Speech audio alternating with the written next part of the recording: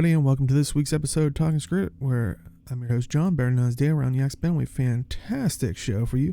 Dragon Bash has returned, but what's new? And Masteries critiquing, and much more. But first, let me introduce you to my fellow host. He is a moderator over at MMO Champion and streams every Wednesday on this very channel. You can find him deep in the Valley of Holbrecht, but he's turbocharged and zipping around in his beetle race. Say hello to Jim. Good afternoon, everybody. This week has been terrible, so I literally have not had a single opportunity to log in. So no beetle zipping, but I'm hoping to do some of that either today or tomorrow and catch up on what I've missed. So there's that. And he streams on Twitch, where he answers the age-old question, can he help us understand and master the Masteries? Say hello to Age. I can help you understand, but you have to master your own masteries. I haven't mastered all of my masteries. So. No, I win button? Ugh. No, I'm sorry. I mean, they might put something in the jump star. But, We can only... No, I'm not even going to joke about that. But let us jump right into it. We talked about it last week, and it showed up on Tuesday. The Dragon Bash has returned. It is going from July 23rd to July 14th, so you still got a fair good amount of time.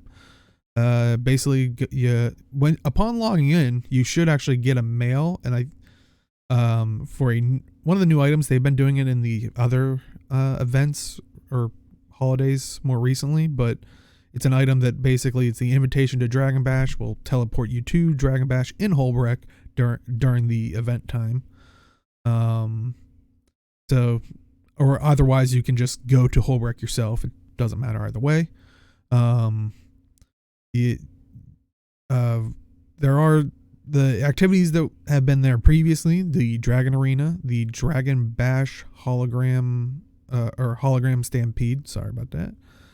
The Pinata bashing, Dragon Bash rally, and the Moa race. So,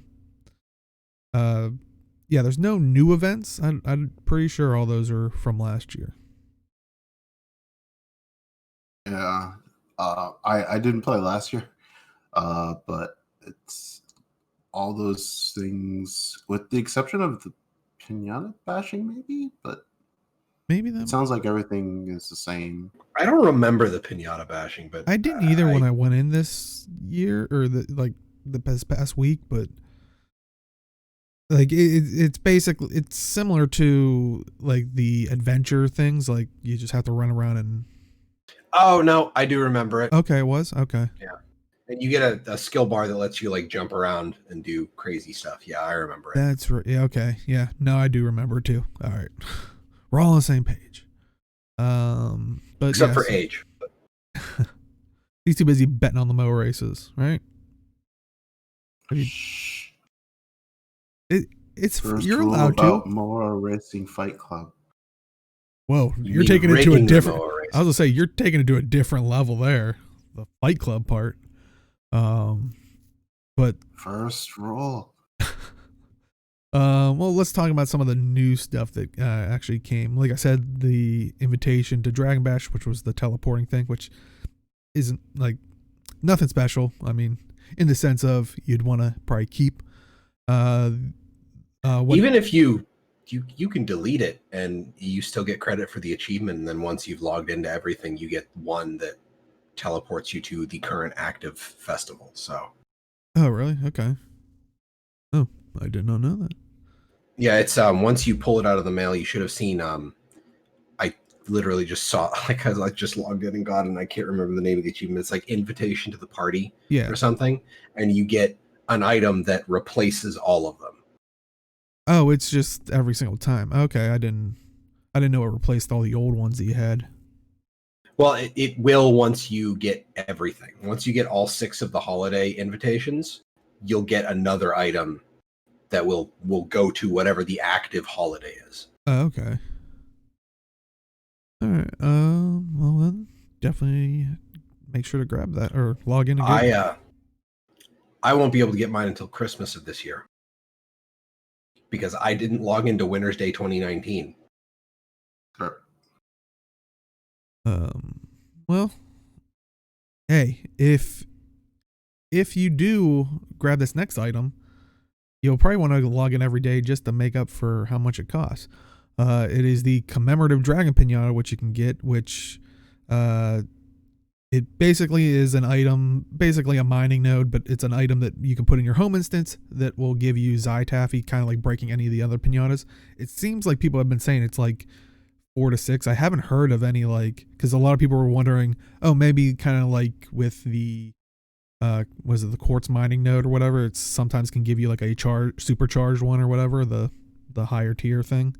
I haven't heard, maybe someone in chat knows if it maybe gives you like a bonus or maybe even a jawbreaker, which would be really nice, but especially because the price for it is 10 jawbreakers, which is the equivalent of 10,000 Taffy, which if you're new to Dragon Bash, it's kind of like the base currency for the event. Like, you're going to get so much Taffy. It would be really weird for it to give you a jawbreaker, or it might just be like a super low chance, because with the quartz node, it's only 25 quartz into a charged quartz, right? Yeah, 25. Yeah. So yeah, maybe it gives you like 50 Taffy, or is there some kind of like super bonus that has a chance? Are you able to buy Taffy on like all the time, or do you just have to sit on it until next holiday? I think you just have to sit on it. Boo. Yeah, imagine year-old Taffy. Ugh. No, you can. It's on the trading post for 1 silver. Piece of Taffy. Listen. Good saltwater taffy can keep forever. Yeah, but this is one's named after an undead elder dragon. It's named after it. Doesn't mean it's made out of it. It's also undead, so maybe it lasts forever. Ugh. Yeah, good luck eating that. It's like Twinkies. I think the Skritt in LA have a Taffy vendor year round. Oh, okay.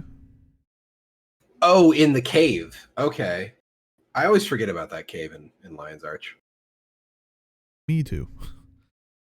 But yeah, so you can pick that up and kind of, have another item to add to your home instance if you are a collector of all that stuff.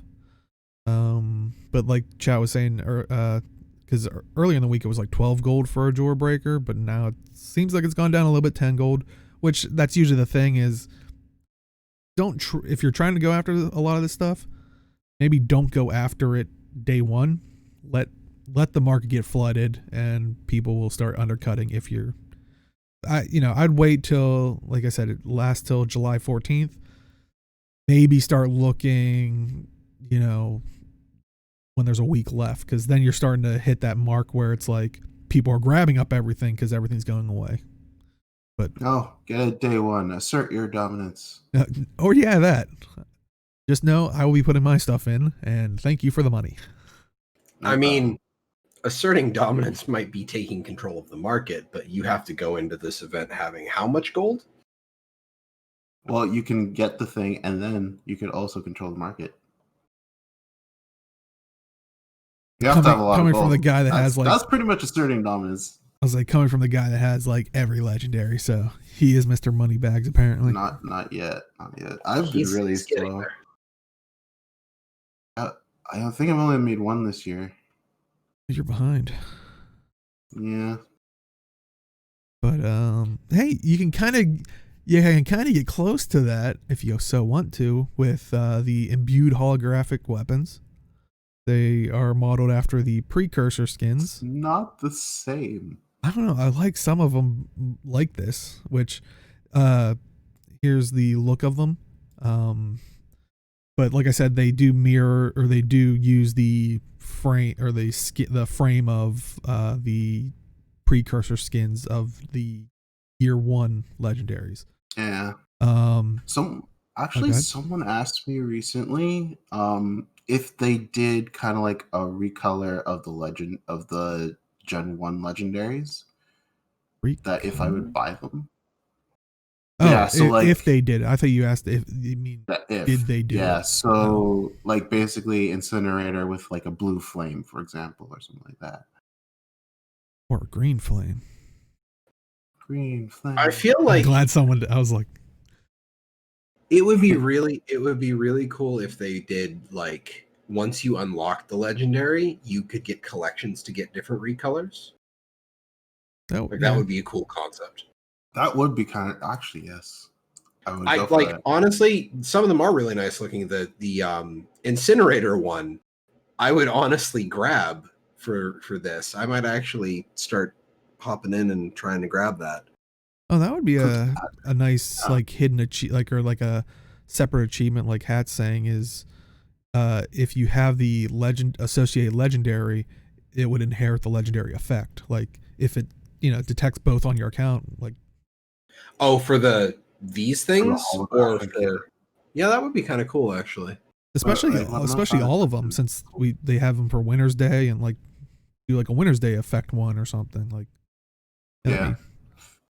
I kind of like that as a treadmill, to be honest, like something to work for, like as an extra thing to do, because like Winter's Day, I've done so much that it feels like it's just repeating what they always reset it every year, but it's like maybe I want to try something a little different. This is kind of a way to add something a little different. Though that's the thing is you're doing the same stuff to get a new item, so it's not like.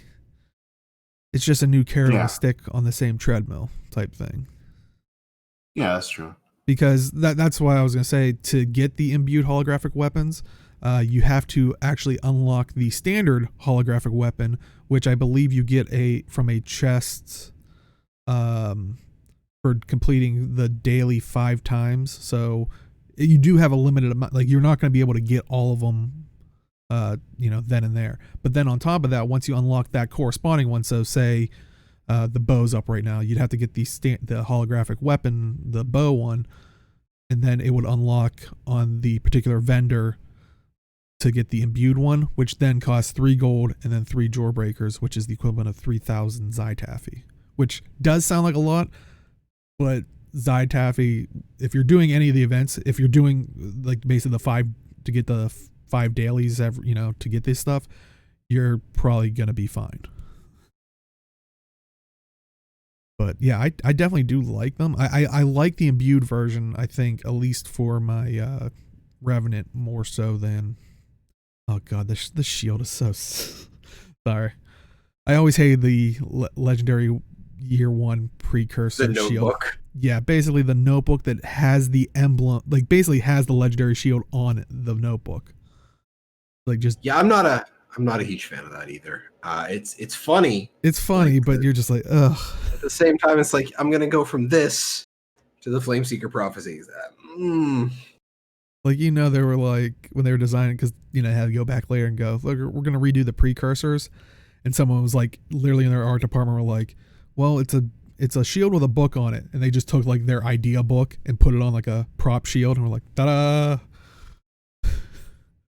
But like, I agree, it's funny, but it's like, ugh, I don't ever see myself using that skin.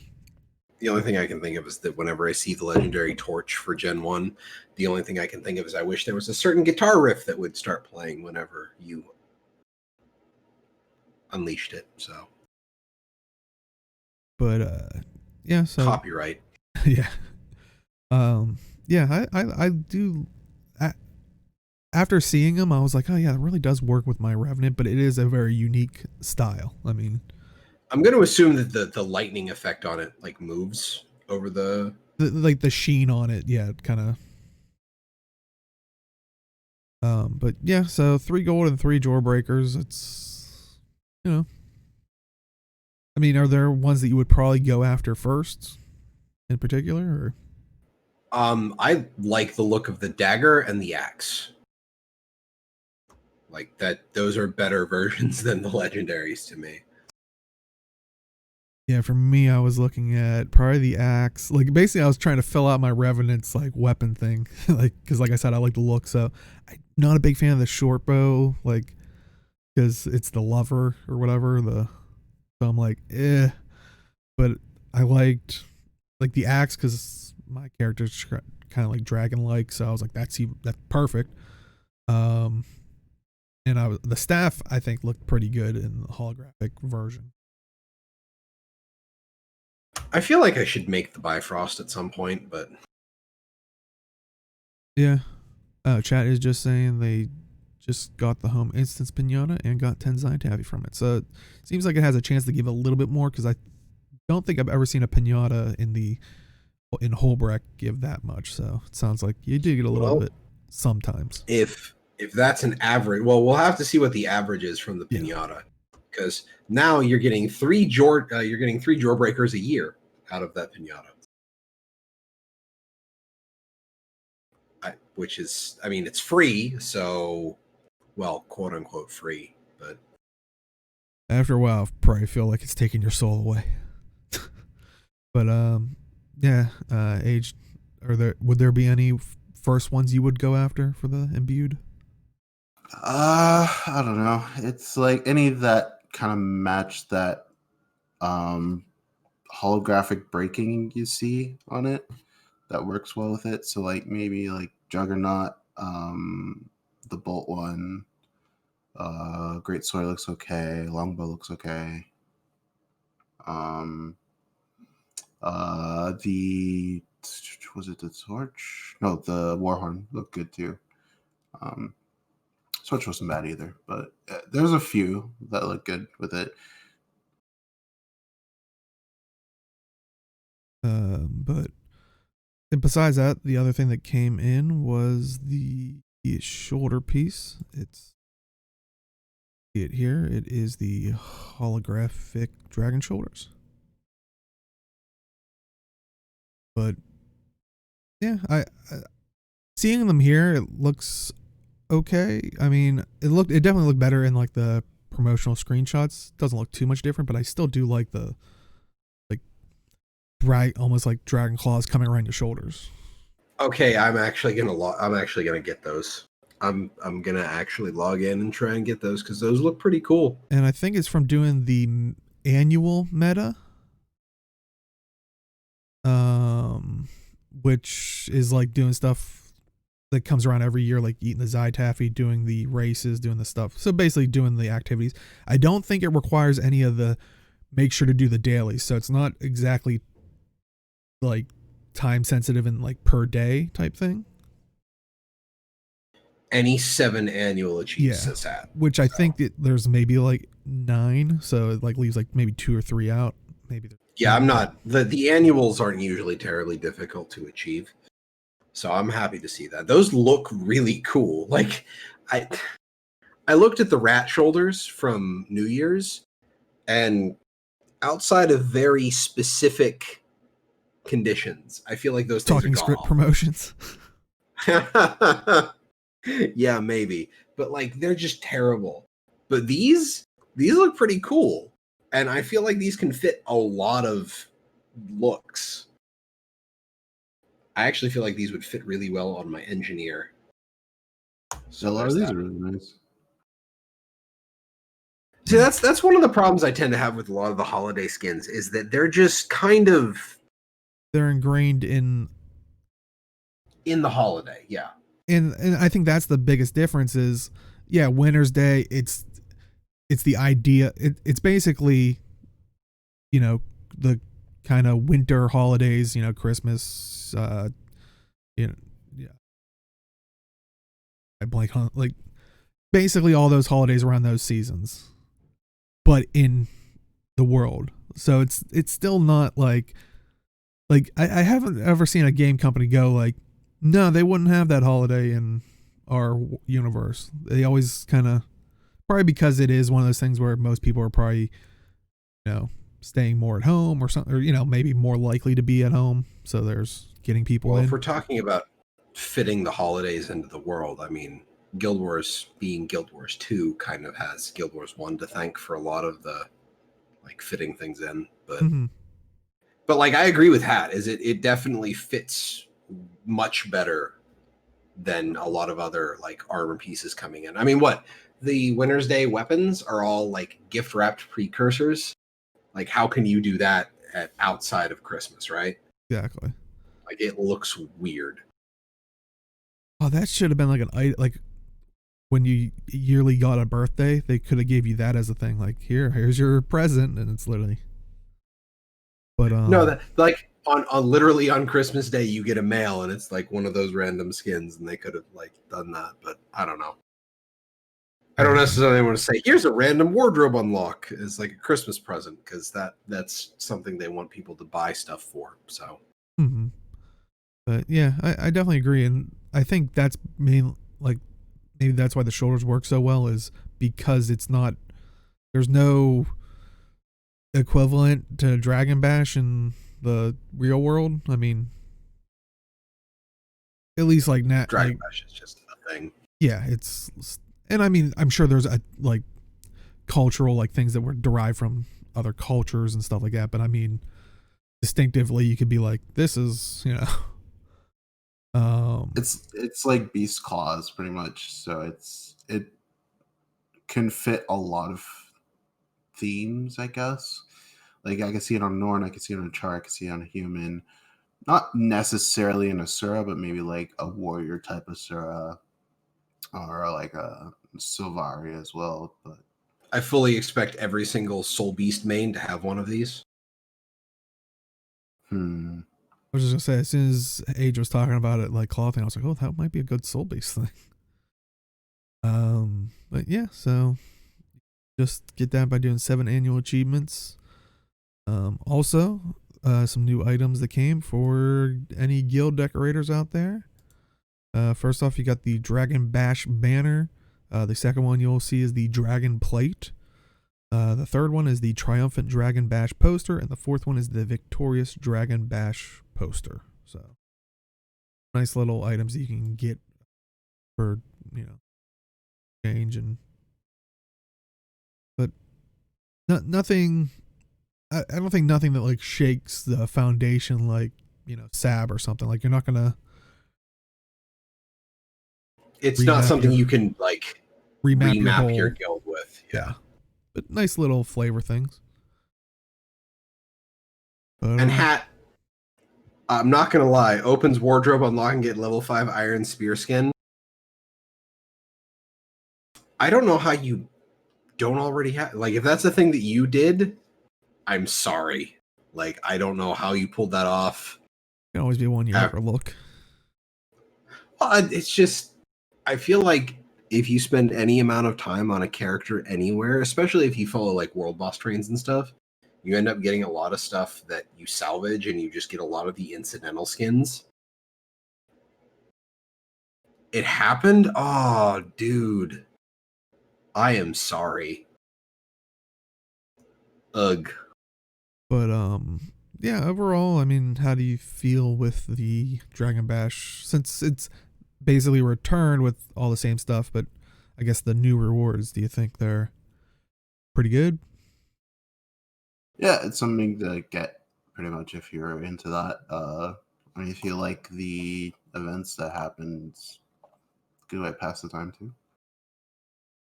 Yeah, and all the while you can hear the Dragon Bash shanty or chant, which is so awesome. But yeah, any other thoughts on Dragon Bash in general? Like I just said, I'm definitely going in for, I'm going to try and get the imbued dagger and axe, and then I'm definitely getting the shoulders, because those are pretty cool. Well, I mean, make sure to do it before the 14th. But yeah, other than that, we have, it's homework time. We talked about it last week. Don't worry, we're not going to make you stand in front of the class if you didn't have it. But we talked about last week, KROOF put out multiple videos, but the one in particular we're going to talk about was her Masteries critique video.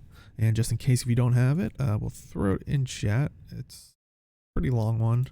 It's a 40-minute video, but that's kind of why we were like, wanted to encourage people to maybe listen to it last week and then maybe chime in with their thoughts this week, which is what we're going to do. But yeah, if you are watching this on YouTube and want to watch that, if you missed last week or something, the link for KROOF's video will be in the description as well, or if you're watching it on Twitch or whatnot. But yeah, I figured we'd just kind of go through and hit upon some points that maybe she did, and I guess what maybe other people have brought up, but she kind of first begins talking about how ArenaNet oh, go ahead. I know this one. Jim, you have the floor? Well, you said it was homework. I was being the overeager student, so. Oh, then I'll be the teacher that just hates her life. Like, Jim, you think this is water? Dude, I know what you keep on the shelf behind you. Take it easy. No, it's actually water. Okay. So in a general sense, KROOF basically says that this isn't quoting her directly, but like Heart of Thorns Masteries were thumbs up. She had her quibbles with the some of the masteries, like stealth detection, which just kind of negates basically any enemy's stealth ability in Heart of Thorns, which I kind of get, because you basically negate a large power mechanic that a lot of enemies have. Mordrum snipers, anybody? Yeah. Anybody? Like, who else is having like PTSD flashbacks to starting Heart of Thorns? Or the meta bosses in the first zone. Exactly. Now, I do kind of wish that like the one, what was it? The Itzel Poison Mastery that let you walk through the poison areas. I kind of wish that had more combat applications. And instead of just like, oh, they did remove the poison hat. See, there's that.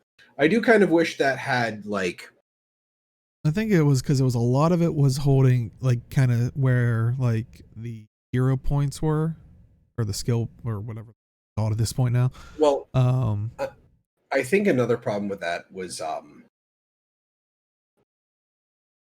it was gating a lot of hero points, and I think there was something else to it. I can't remember, because basically a lot of the difficulty of release Heart of Thorns was wiped out with the subsequent April 1st patch, or April 4th patch that came after that they completely overhauled the Heart of Thorns release maps.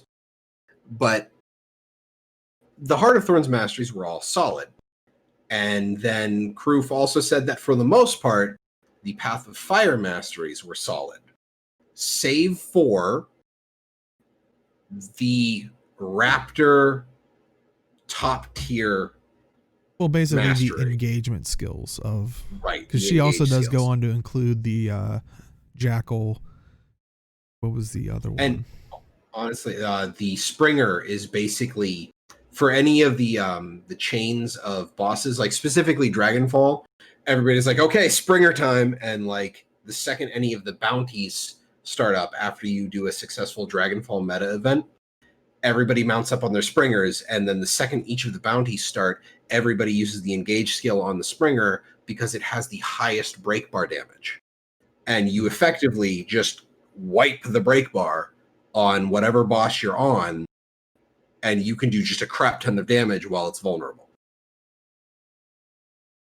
And I think it's important to note, like, from their mastery blog post that ArenaNet put out, and she goes over this as well, of like how they wanted to do it was masteries provide abilities and bonuses that can be unlocked for all characters in your account. I'm trying to find they focus on giving you new abilities without invalidating your past achievements. They allow you to constantly grow and overcome. But like how she referred to it as, I'm trying to remember. I even just rewatched it earlier when I was setting things up. Generally speaking, I believe the thrust of her point was, and this is to kind of like spoil the end of it, is like, because she puts the Icebrood Saga masteries on blast.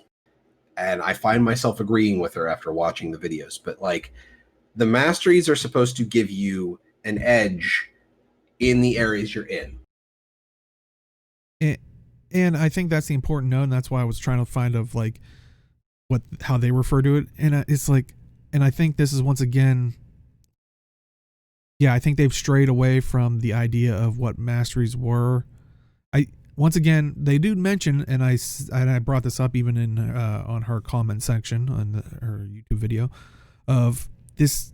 This definitely, the first time I watched it, definitely felt like this was their attempt at dividing the idea of. I'm familiar with EverQuest's alternate advancement system, but other games I know have done it, where alternate advancement system was once you hit like level 50 or something, you could choose to dedicate your experience. Be like, I want 50%. You could be like, I want 50% of my experience to go to my increasing my level, and 50% of my experience to go to the alternate advancement thing to increase that, and then you get points. Or you could say 75, 25, 80, 20, 0, 100, whatever you'd want. But what I didn't remember, and as I look back at it, there was a lot of stuff where, and this is kind of what she's hitting at, is there's a lot of stuff that is like, just regular trade stuff, world stuff that you can, do stuff with in the world, par EverQuest that was so old that it's not necessarily doing exactly what this is doing, because I think the limitations of the game at the time. But they also did have increases in class abilities, because they had class specific alternate advancements. So it's kind of like what she was talking about, of like they could have utilized a lot of this stuff into elite specs, or what elite specs could like. So for me, it was like, oh, maybe they took the idea of alternate advancements and broke it into masteries and elite specs, which is kind of what it feels like the older systems were already. Well, like, I love because I remember when we were learning about the Masteries when Heart of Thorns was coming out, and the point of it was to be more along the lines of a Metroidvania style thing, where you were earning new abilities that would give you a better ability to act in the maps. Perfect example, like literally every single, like currently expansions are defined by a new line of elite specs and a mastery system that gives you some kind of new traversal mechanic. Heart of Thorns gave us gliding. Path of Fire gave us mounts. And quite frankly, gliding, the number of times I die in World versus World because I jump off a cliff and I'm in a territory that is not owned by my world is immeasurable. It shouldn't be, because I should realize that I am not in a territory I own, but when I dub, there's usually alcohol involved. So there's that. Path of Fire has implemented mounts in a way that is better than literally every other MMO that has implemented mounts, because they all control differently. When you mount up, it's not I move faster, it's I am getting into a vehicle, a la some other kind of open world game that has vehicles. With Iceberg Saga, which I believe was their attempt to do expansion-like content just through Living Story, and I'm going to kind of tie this in when I said KROOF put the Iceberg Saga Masteries on blast, it's literally just, here, have some damage. And this is where KROOF says that the Masteries are killing the game, and after her arguments, I tend to agree with her.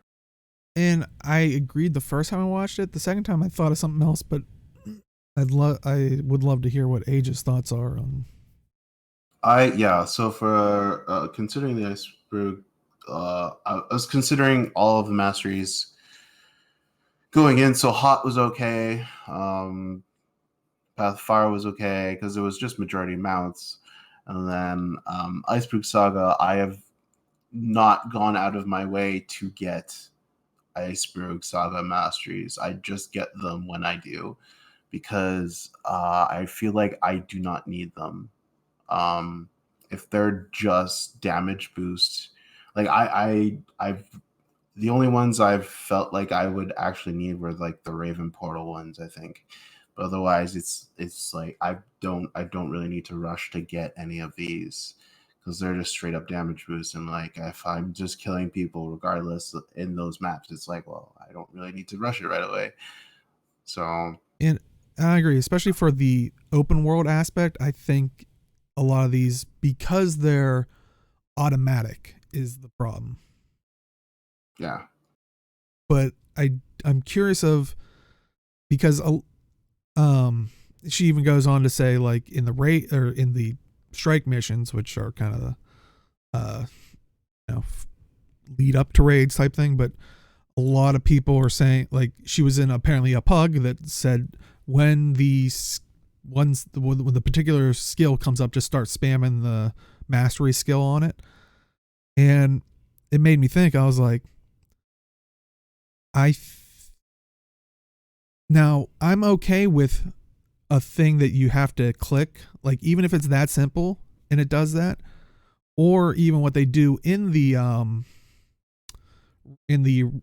strike missions, you have to hit that totem thing or something at the beginning to get the points to get the damage. Those are all crutches to make it easier. They're basically giving you training wheels. You don't have to use them. But if you're pugging, everybody wants to get things done faster. But if you're in a structured raid or something, and I think you that's, don't have that. Well, and you can choose not to but I think they should. And like I said, I think Guild Wars 2 has always been that game where it's like you can make your own difficulty. Where we've seen people try to solo dungeons and stuff, now fractals, and we see what Teapot and Doror and stuff doing, like 5-man necro run, or something in like raids, like 10-man necro runs. 10-man, sorry. But I think Doror did a 5-man of something or other, but that was a while ago. But people doing like more challenging stuff, making their own difficulty. Now, granted, I would like to see so people are readily available, because they don't, once again, kind of communicate this stuff, and it might not be their intention, but it kind of does lead to this, where it is training wheels that you can put on if you so desire. But I think there should be maybe an achievement that says do this without using any of those. Yeah. Okay, so here's the thing with that. So providing your own difficulty usually is done by people who have done the content so much that they just want to look for a new challenge for themselves.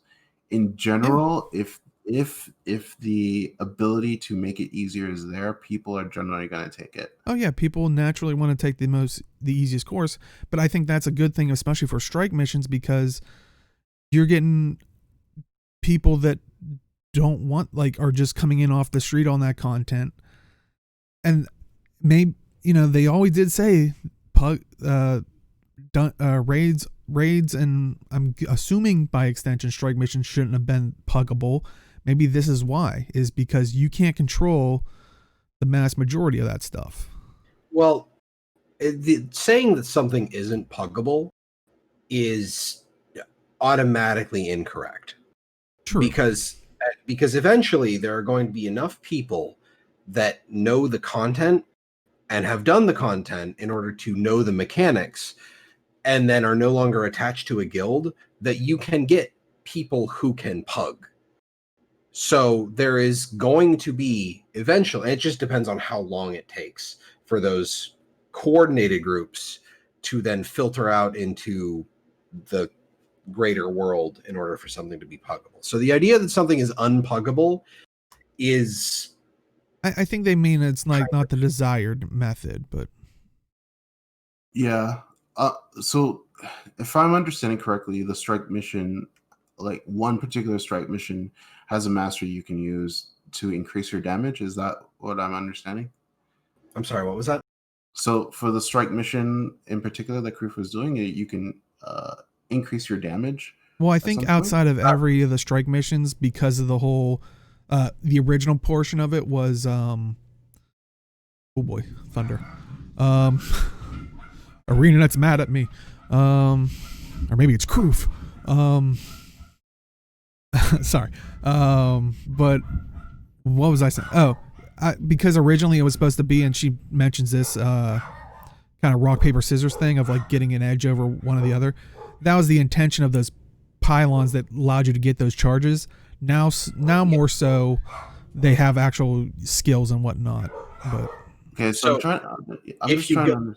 If you go into a strike mission, there is, the pylons that are in the keep, in Jorah's Keep, in Bureau Marches, where you can punch them and get the orbs. Every strike mission rate or strike mission room has that gives you the proper attunement to fight the boss that you were in the strike mission for. Oh, okay.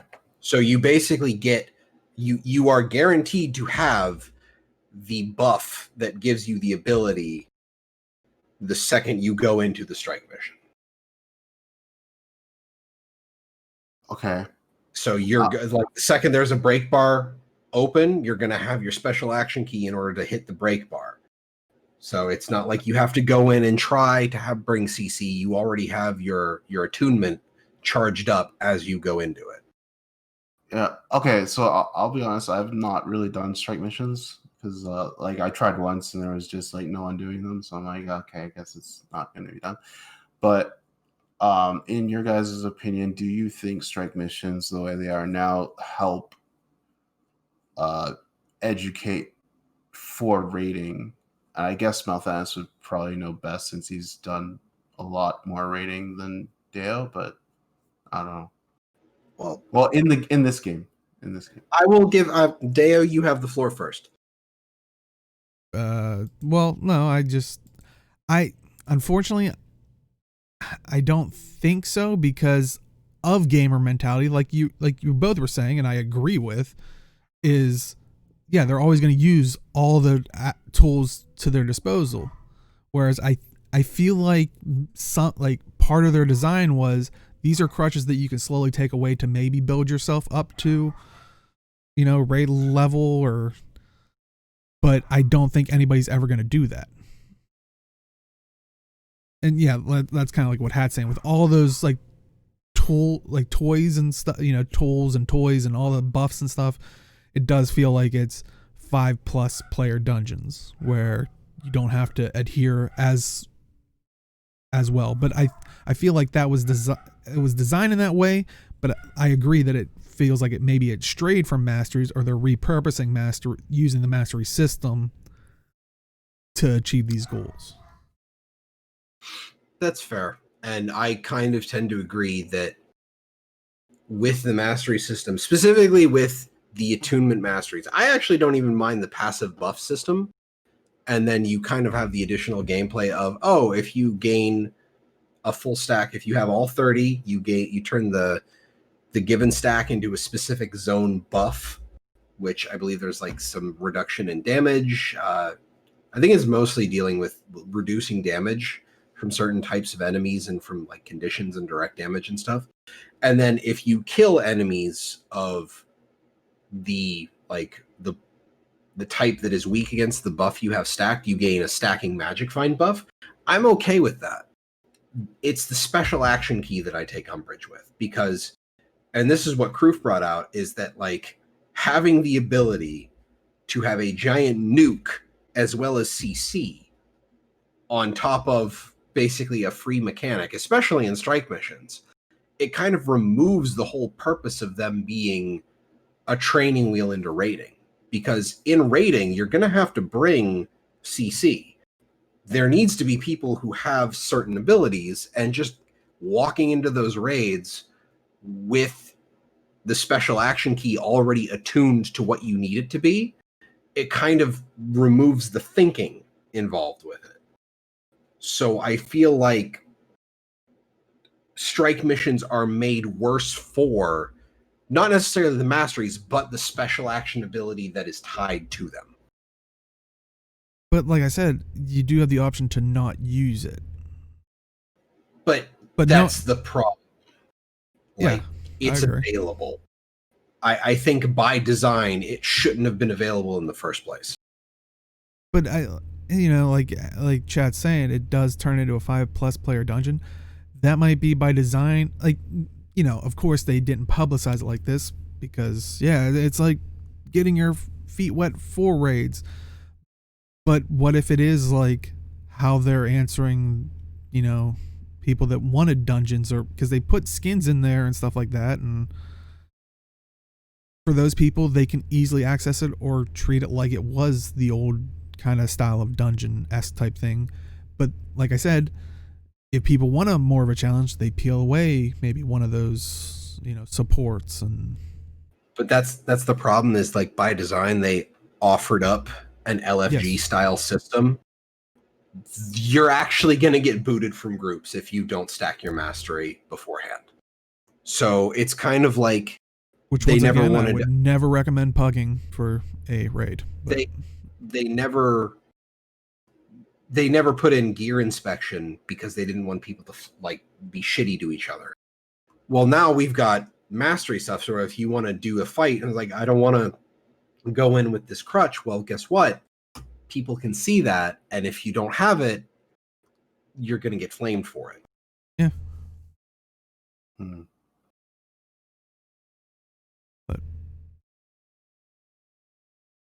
But yeah, that's the one thing I thought of was the second time when I was watching it was just, I think that they're utilizing the mastery system for this reason.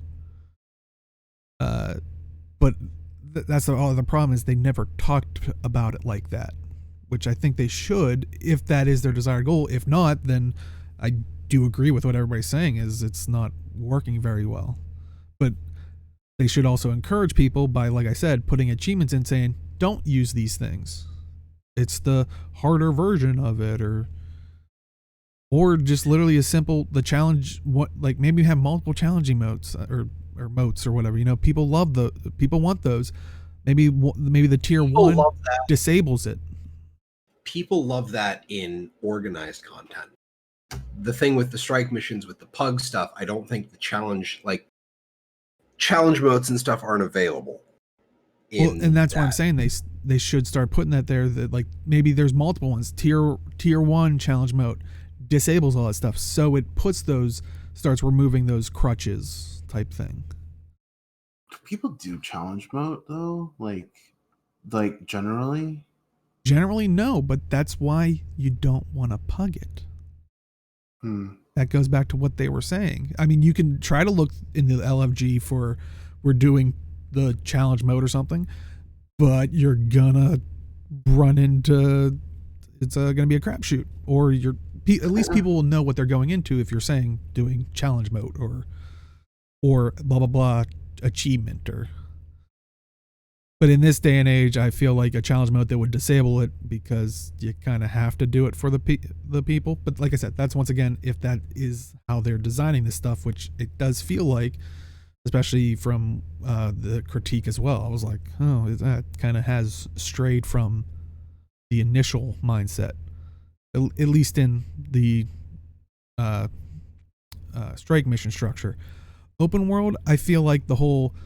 Because the newest one is like once you get like 10 stacks or something, it does like a blast that then affects every other character.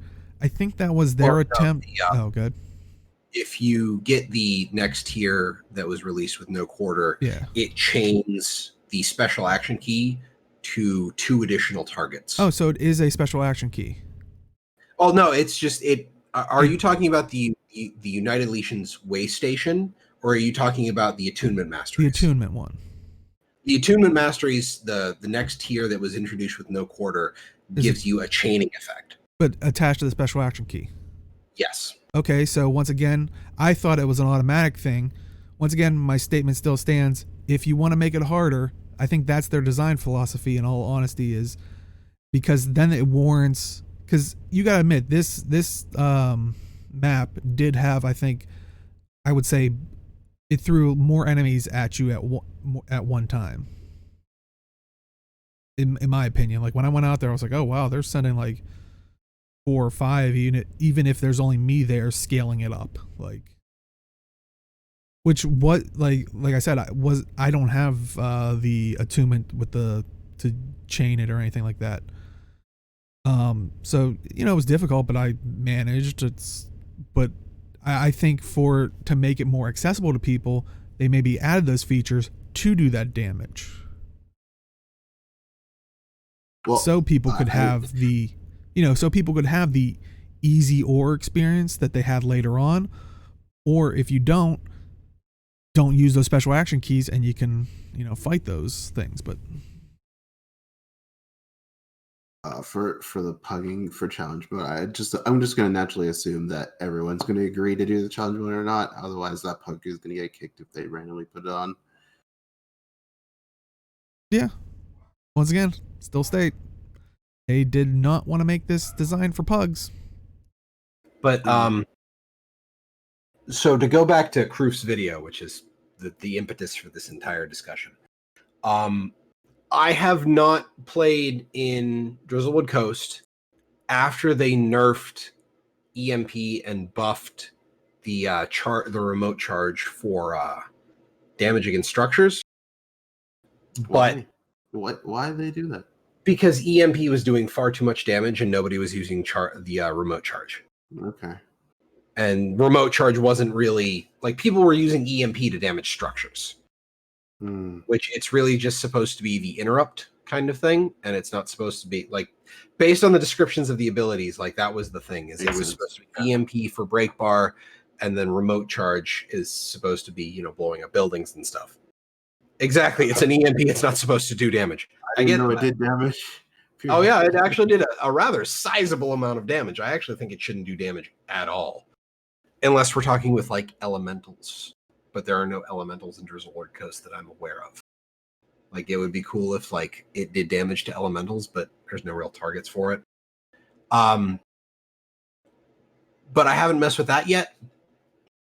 And apparently you can still use the portable way station to airdrop from combat, even though they made that change a while, 1 or 2 episodes ago. I know we talked about you can't airdrop in combat. But the one from the Mastery, the portable way station, you can still do that. As much as I like the special action key being used in more than just raids, and even in season 3, it was used very sparingly. I think it was just for the unbound magic counter. Yeah. For the most part. I was kind of hoping that the United Way Station's Mastery was going to be something similar to like the strike mission from Steel and Fire, where it had ammunition and it just swapped your action bar. So you had like they talked about the 3 things you could have, and I was kind of hoping like 1 was EMP, 2 was remote charge, 3 was portable way station, and then you had like charges for each one, and you'd have to do something to recharge it. And since you basically just have to choose one of the action keys instead of basically getting a special action key kit, I feel like I'm still kind of sitting there with KROOF's thing is like it kind of gives an easy button where you don't have to think about the rest of your build. The EMP, here's your break bar. It gives you the choice to use an easy button for people that want an easy button. You don't have to push the button. That's the thing, though. You don't have to, but you have to design like people will. Yeah. And this is in development for even websites for programs. You have to assume, and I hate this. I hate the fact that I have to think this way. You must design for the worst case scenario. Oh, I know. You can back me up on this because you do development work too. And it sucks. Like, I don't know how you feel about it, but I absolutely hate trying to think like I am actively trying to break my own code. I hate it. Like, I hate the idea that I have to pretend that my users are stupid. Mm-hmm. It bothers me. I would hate to be a game dev and think that all of my users are just like all of my game players are just going to do the absolute easiest thing, period, the end. Also, Tricido, I see you. I mean, it's just human nature. I almost said it's human nature, unfortunately. I guess it's unfortunate in this situation. But, yeah, no, I agree with you. And I think you've joked about that in the past where I've said when I used to do the GBN events, it's like I tried to think of, here's our event.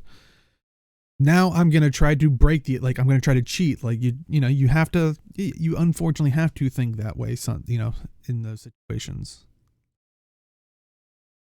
But,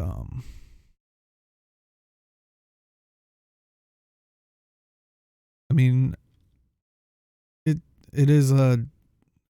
I can't think of any other way that they would try to implement it, because I think the intention was good if that is the case, how I was saying before.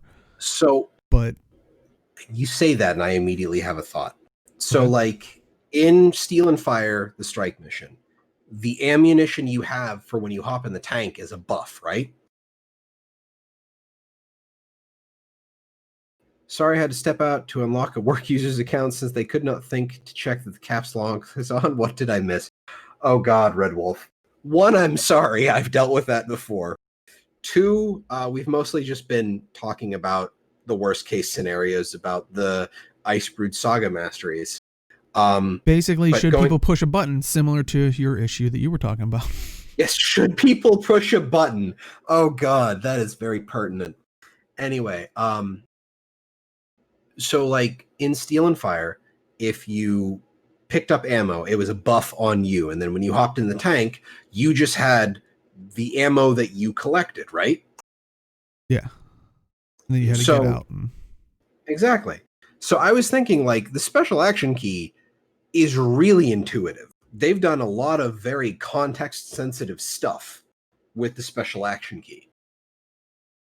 Mm-hmm. So, like, if you walk up to a structure, they could say, "Oh, you've picked up remote charges." Like, you walk up to a United Legion's way station, and you just interact with it. It gives you ammo. You walk up to a structure, so like a barrier, a gate, a tent, all of the stuff that is structures in the Drizzlewood Coast stuff. You press it's like, hey, special action, set a remote charge.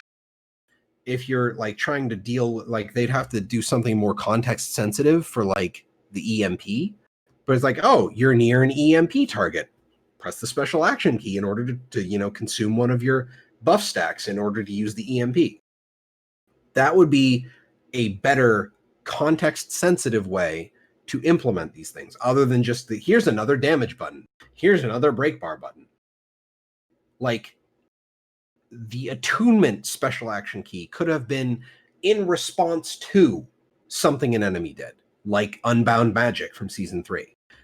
One of the problems that I've seen is that, like, do you remember when you had to do the Bone Skinner event in Bureau Marches when the first half released? Yeah. And I'm pretty sure whenever that released, I said that, like, literally you just need like 3 or 4 people that show up with red attunement. And as long as they can use the red special action, it's very easy to prevent the Bone Skinner from taking any of the NPCs. Oh, okay. Because the break bar damage is massive. That's all you need. No, that kind of just need that. But that's kind of fitting for Masters in general, even from the get-go, it was very even in Heart of Thorns, Masteries, and we were talking about with the gas clouds and stuff, were utilized as an alternate way to advance. Right, but I'm talking leveling without leveling. I mean, you're right. You're absolutely correct. Like, Masteries were leveling without leveling, but the problem is the current Masteries lack context. They're not in response to the environment. You go beat the ability out of the environment and then you just have it. So it's not a response, it's a proactive thing. And while one of the things that KROOF mentioned in her video is that the Masteries, instead of giving you special action keys that are just kind of I win buttons for a lot of the events, which I honestly think that's the biggest problem, is that specifically the attunements, because like my whole like in reaction to thing that I talked about for the United Way Station synchronization thing, that's a better way to do it. It's just you walk up to a structure, here's a remote charge button, something like that. The attunement masteries are too one size fits all. They are too broad to fit masteries, and they are too combat focused to fit masteries. And I just thought of this when you said that, and we were comparing kind of hot and these ones, was, do you think it's on purpose of thematic? Because in Heart of Thorns, we were dropped behind enemy lines. We were surviving, not we weren't trying. we weren't necessarily taking the fight to them. I mean, by the end we were, but it was mainly, crap, we weren't expecting this. We need to survive, pick ourselves back up, and then attack, which is very much how Heart of Thorns Masteries function of, like you said, reactionary. You're surviving, you're adapting. Whereas Icebrood Saga, we're marching towards them. We're taking the fight too, which in so far, like you're saying, all these ones are very much, like you said, beating the crap out of the thing, learning it, and using ourselves. So I wonder if it's, I mean, I feel that everything was done on purpose. I mean, it's in there, but I wonder if it even goes to that level of it even matches the story of that we're traveling.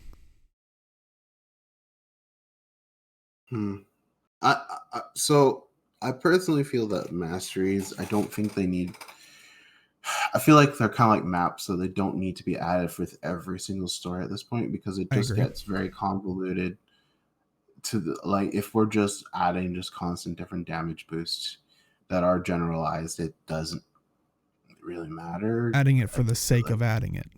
Yeah.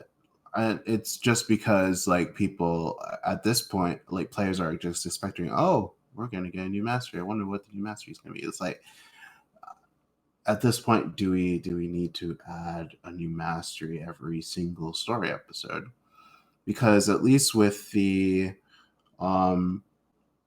season before Path of Fire, it was just a new traversal method on that map, and it was locked to that map for the most part. But now it's with this new design, it seems like, well, actually, because of mounts, it's like, well, we can't do that anymore, because, like, no traversal method that they add will trump mounts. So I think they kind of screwed themselves a little bit there. So until we jump into the ocean, at least. Till we jump in the ocean, yes. But since we're up north, I doubt that's going to happen. So maybe we'll get bubbles like Ritlock's helmet, underwater helmet for yeah. So I don't know. And it's easy to say, like, don't add new masteries, but it's not really that easy to do just because people are expecting it. Yep. So I don't know if they could, if they did have to add a new mastery, how do you add one that's useful, right?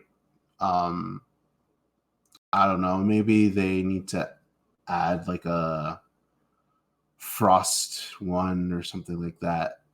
I don't know. So they have to think outside of the box, because I think just constantly adding damage buffs isn't the way to go either. So, and one of the problems I kind of have with the attunements, now that I sit and think about it, is that, like, the Raven Mastery line makes sense because, like, Raven speaking to us and giving us abilities is in the story missions. Like, that is conceptually in the system. We know that Ox, Eagle, and Wolverine are three of the corrupted spirits that are being held by Jormag. We know they exist, but there's nothing that has been given to us in the story that says this is how you take their power back from the minions of Jormag and make it your own. And I feel like the attunement masteries were just kind of put in because reasons. And I think that's the other part of, like, I feel like it's also, it's slightly unfair, but it's also the nature of how this is set up, you know, is we're judging, because we're judging the Icebrood Saga Masteries so far, which we don't know where the story's going. Like, the camera's not pulled all the way back. Like you said, it might make sense by the end of it, of like, oh, this was always part of, like, their thing and blah, blah, blah. Whereas we knew from day one of Heart of Thorns all the masteries and how they kind of fit into the story type thing. And we don't know that here, which, once again, that is a negative to the living story thing versus an expansion. Like, you know, you kind of have all the content laid out right then and there.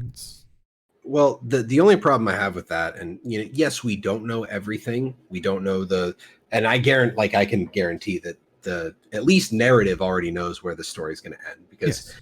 I always point back at like the attack on Lion's Arch. They wanted to blow up Lion's Arch 6 months into the release of the game. So like the narrative team already knows where we're going with the Icebird Saga, I'm sure. But like, if as a player, I can't look at the stuff that's already released and say this is a logical progression of power. It's not well designed. Like, it doesn't fit in the world because there's been no explanation as to why we can harness the powers of Ox, Eagle, and Wolverine, other than here is a shiny bit of magic that just dropped off of a dude I killed. Well, I mean, let me walk over it. I guess they should recap it better for Guild Wars 2 players, but that was a concept in Guild Wars 1 where you did get not those animals, but you basically got, what was it, Raven, Bear, Leopard. Is this Eye of the North stuff? Yeah, like they gave you certain particular skills and stuff like that, which sounds like, so there was more of a precedent in Guild Wars 1, but I do agree that they can't just rely on everybody playing Guild Wars 1. Like, they should probably... Despite owning Eye of the North, I have never played Eye of the North. Oh, I want to get you to that part where the armies come together and it's just the Norn with 5 of them. 5. Well, one of us is a girl. Well, no, one was the daughter that wanted to come along. It's like, we couldn't really tell Jorah no, so... It was so great. Sorry, anyway, before we get down that rabbit hole. Like Raven, the Raven attunement makes sense. The Waystation Mastery makes sense because, like, when they say the United Legions, this is Iron, Ash, and Blood coming together as a united front. So honestly, the idea of all 3 of them coming together and like basically handing you, here's all the shit we came up with. Oh, and Flame. Sorry, Hat. You're right. Iron, Blood, Ash, and Flame all coming together saying, here's the shit we came up with to work on together, which is cool in and of itself. The idea of the Flame Legion reintegrating with Char Society should honestly be a bit more to the forefront of the story, I feel like. But the attunement masteries just don't fit. And I feel like just the attack skills are too much. Like, at the very least, with the engage, like, and in KROOF, I believe one of KROOF's points is, like, at least the engage skills aren't available to you after the start of combat. Yeah. Like, combat begins, you use your mount engage skill, regardless of what you want to use. I mean, granted, people use the Raptor skill because it does a crap ton of damage, the Springer skill because it does a crap ton of break bar damage. I use the Jackal just because I like the Jackal. Like, I won't even hop into combat like when there's damage going out. Well, and she even talks, it gives you basically full... It maxes barrier, yes. Yeah. It maxes barrier on every target that it hits, which is a bit much. Oh, the Griffin does more damage than the Raptor? Okay, well, there's that too. But, like, well, I think that the reason people go for the Raptor instead is because it does a crap ton of damage on top of CC. Because it does the pull. And then, like, if you're jumping into a group of enemies, you pull everything into one point, and then you just AoE the shit out of everything and move on. Which, I mean, that's more talking about the difficulty of open world enemies, which for us who have been playing all throughout Vanilla, Heart of Thorns, and Path of Fire, we remember what happened to open world enemies when Heart of Thorns dropped. And we were all afraid to go into the jungle with full-on Berserker gear. Except for Age, because he played a thief and he could dodge stuff. But Age, you can back me up on this, even thieves started getting a little tankier going into the jungle, right? More like dodgy. You focus, that's their version of tanking is... Right. It's like that's baked into the classes. You want to dodge more. But like, you had to focus more on your defense instead of just, let me just blow this up and move on. Yeah, like jungle is rough for everyone, honestly. So, and honestly, I think it's still rough even after the April update, after Heart of Thorns released. Like, they nerfed a lot of the outgoing damage, but it's still like the jungle will kill you. I mean, yeah, But I guess the more experienced you are, the more you can manage it, I guess. That, and do modern, like in the newer areas, do things dodge out of the way? I'm trying to remember. I don't remember a single thing in Path of Fire using an active dodge animation. The only thing I can really think of in dodging is the one forged enemy that does like the triangle dash. Yeah. And But that's just more like you using a skill. Yeah. Yeah, it didn't actually dodge while it was doing that. It just moved quickly out of the way. Because I was trying to think, because I remember Heart of Thorns was coming out and they implemented some of that company Storybricks' more intelligent AI, and then where they weren't utilizing all of it, they were just kind of utilizing the idea of if they're so far away, like if their role is like an archer, they're going to try to stay that far away or type thing, or try to dodge out your stuff. And you definitely see that in Hot. And I'm like trying to think, I'm like, I don't remember POF, or especially the only thing I remember from POF stuff that has like active, like I say active with air quotes, dodging, is the bounty system with the red light, green light. Yeah. And also weak point enemies where you have to be close to them, otherwise they evade your stuff. Well, but I'm just wondering if that's the issue of, since the Storybricks company or something, and maybe that technology went under, I wonder if they're not allowed to use it, or no. I wouldn't know. Yeah, I don't know, but that's the one thing I remember that was the difference.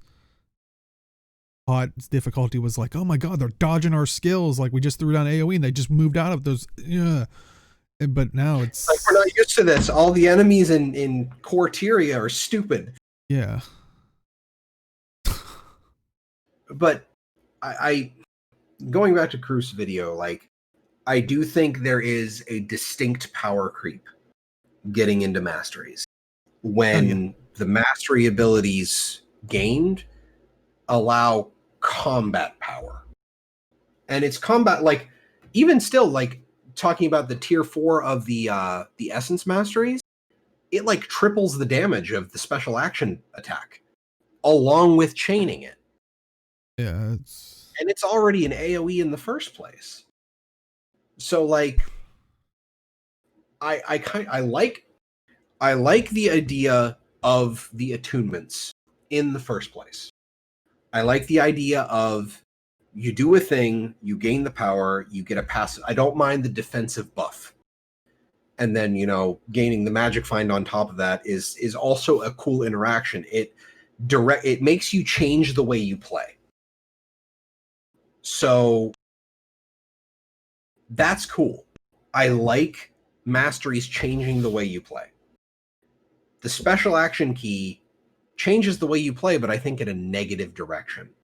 It makes you think less. And that's the problem I have with it. So I won't say I won't agree with, like, even KROOF said at the very beginning of her video, is that it's going to be some kind of clickbaity title. I don't necessarily think the design of Masteries are killing the game, but I do not think this is a good direction. Yeah. So that's my final thoughts on the whole video. I don't remember the mobs in core in beta, so I can't really. I played a little bit, but that could have also been because we were so early on. It was like you actually had a challenge. Granted, I got killed by a level 22 deer when I first started playing, so, like, the challenge at the start of the game might have been more us, the lot of us not really understanding how Guild Wars 2 worked. Okay, yeah, chat's saying they nerfed them early on due to complaints, which, I mean, that's kind of what happened with Ore. That's kind of what happened a little bit with Hot, was everything got restructured. It's still a little bit challenging, but bring back the hyper-intelligent mobs for, like, champions. Like, honestly, if they still have access to really good AI, increase the AI ability based on the tier of the enemy. I like that. Should honestly be the way it should. Yeah. Granted, depending on what the enemy is. Like, if it's just a dumb golem, like, sure, Well, yeah. it'd be super stupid. But, like, if we're talking bandits and shit, Or like The a high legendary intelligent Norn. I mean, then it should get like all the AI. Like high intelligent Norn. That's yeah. That's an oxymoron. He's punching you with one hand and he's just drinking his ale. He's like, yeah. That's just a very cocky Norn to me. I know, I love it. Come on, let's put it in the game. But he's actually just like he's putting his foot on you so you can't run away, and then he's just punching you with one hand. Is that how it is? Yeah. Next strike mission. Come on, ain't it? It's unbeatable. Actually, I would like that as a boss. That would be pretty funny. You have to break the bar. Oh, as one of you just like dies to that. Oh, you break the bar, which makes him like when you break the bar, it breaks the stein, and he's like, oh, and he has to like go over to like the bar or something and just make another drink, and that's what. Boom! Come on, we just made it. We just made a fight. That's your deep. The bar is already broken. That's why we got in the fight in the first place. Oh. That hurt me, and I loved it. First video.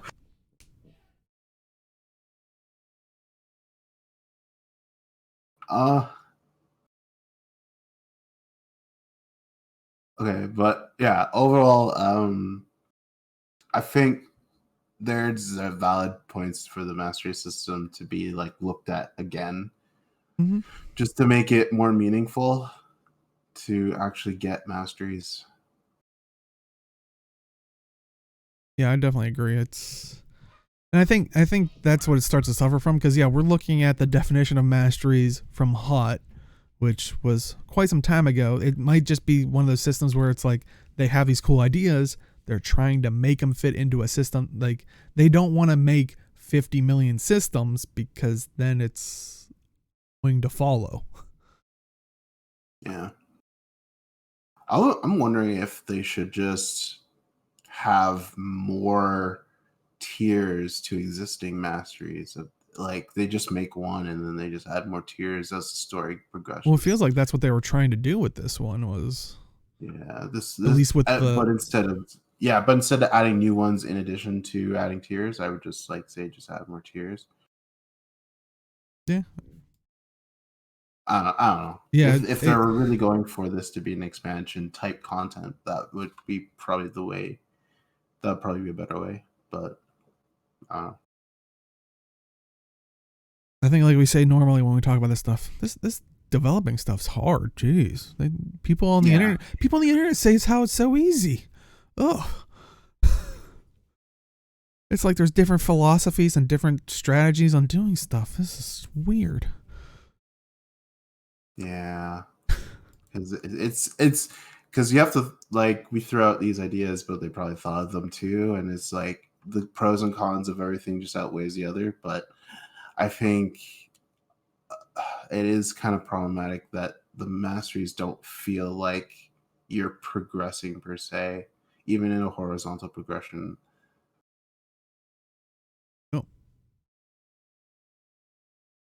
Any final thoughts on the masteries in general? And I mean, any remarks on the video? I once again thought it was a very good video, very well constructed. I mean, like I said, it is long, so if you have 40 minutes, I mean, it's definitely worth it, I would say. But it is an incredibly well researched video, and it is worth the watch. And just in case for chat, if you need it, you can just listen to it because a lot of it's just B-roll. Pretty much all of it's just B-roll footage. She actually says at the very beginning is like you don't have to watch; it's all just B-roll. So yeah, I put it in chat again just in case for people, but link will be in the description of the VODs. So definitely give it a check out. Voice your thoughts, because I'm sure Arena's got checking things out. I mean, they want people playing their game. I know it's a weird concept. But last up we have Community Corner, and we've talked about it previously, but it is happening this weekend. So it is the Tyria Pride March, and it's not just like a march type thing. They're having like little activities, but it is the one today, the 27th, is occurring right now. Though if you are watching this live, there is going to be one tomorrow as well if you want to participate in it.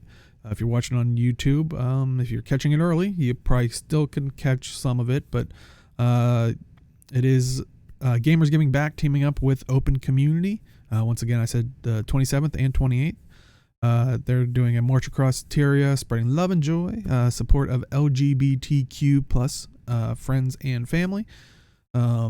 They said that they'll do like giveaways, loads of different stuff. If you just want to meet nice, some cool people, maybe you're just starting the game. If we haven't scared you from the Masteries talk.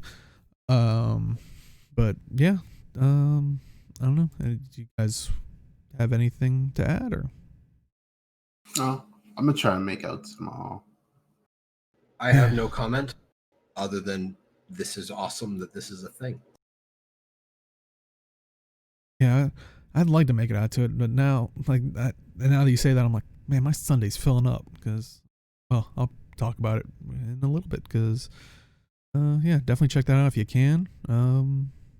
Like I said, I think there are people streaming it, so even if you can't get in the game or not playing it or whatever, usually there are people streaming it, so you can definitely participate that way. I think they're doing giveaways, donation stuff, so more power to them. Definitely show them love if you can, especially during these times. But yeah, I think that is it for this week's Jim. Where can they find you?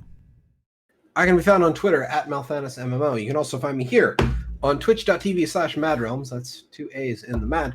Every Wednesday at 8-ish p.m. Eastern Time, where I play games, usually the Guild Wars 2, and sometimes the other things.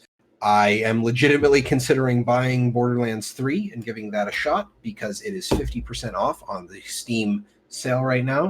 And I sure as shit wasn't going to give them full price for it after all the stupid shit they pulled with the Epic Game Store.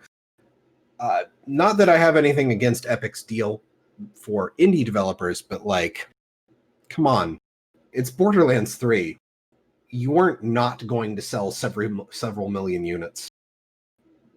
Buh. Anyway, y'all have a fantastic evening. I'll catch you next time. Awesome. And Age, where can they find you? You can find me on Twitch and YouTube at St. Road. Playing a lot of Black Desert. I am trying to get my character to 61, so I'll probably stream that next week. Definitely on Wednesday. I'm going to try Monday, but we shall see. What else? I think that's the majority of the thing. I saw a lot of Steam Summer Sale stuff. I'm trying to avoid the temptation, but I will cave eventually. I know there's something I'll probably want, but yeah. Anyway, awesome. That's all I got. Awesome. And you can find me at simply_Deo on Twitch and Twitter, and I try to stream every Monday, Friday, and Sunday. And at 8 p.m. Eastern, 5 p.m. Pacific. So Sunday's usually, well, right now I've been playing pretty much a lot of Warframe, but I do want to integrate some other games back into it. But so far, while Nightwave's been going on, I kind of dedicated Sunday to knocking out that stuff because that's when it ticks over for the week. So if you like Warframe, or I kind of want to start implementing, I don't know, other games in even some Stadia games, which I know people love Stadia. Yeah, options and games. But also I probably won't stream it, but we'll probably host it on this the twitch.tv/MadRealms. 2 A's in the Mad, of course. Tomorrow morning-ish. I think it's 11 a.m. Eastern time. Arlie on MMORPG COM, which is MMORPG.com's website or Twitch channel. She'll be playing Dauntless, and I'll probably be in there playing with her. And I think she's gone for 4 or so hours, so definitely check that out if you're at all interested. But for my sanity, I probably won't stream it, so like I said, I'll probably just host her with it for it, and I'll be in there, so come say hi. But yeah, that is it for this week. Any final thoughts? No? Good. Then we'll see everybody. Smash the dragon. Smash the dragon. Drive them right back into their den. There you go. We'll see everybody next time. Take care. Bye. Bye, friend.